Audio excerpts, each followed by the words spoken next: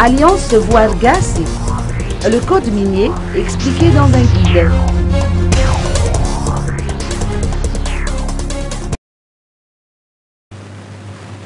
Le droit minier est réservé aux citoyens, à l'État qui est le garant de la bonne gestion de ses richesses, au secteur privé qui doit se conformer aux normes et aux lois en vigueur, ainsi qu'à la société civile qui constitue de balises.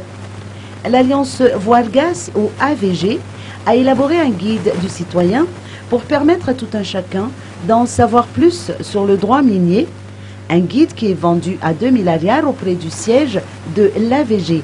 Explication de Andy Anjemang, coordonnateur national.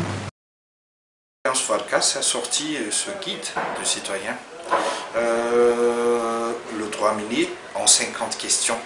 Donc ce sont des questions simples pour que le commun des mortels, si je puis m'exprimer ainsi, puisse y trouver son compte, donc puisse connaître la législation minière.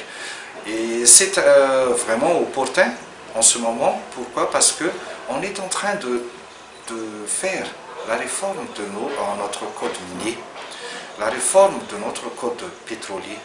Donc pour que les citoyens aient un esprit critique par rapport à cette réforme, il faut qu'ils sachent déjà qu'est-ce que l'ancien code dit à propos de l'exploitation, par exemple, à propos de la prospection, à propos de l'acquisition des permis miniers.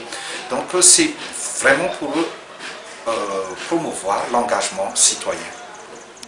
Selon l'Alliance Voargas, quels sont les principaux failles des anciens codes et quelles sont vos suggestions pour pallier ces failles dans les relations de nouveaux codes? Il a fait part des lacunes des anciens codes miniers et pétroliers tout en avançant des suggestions.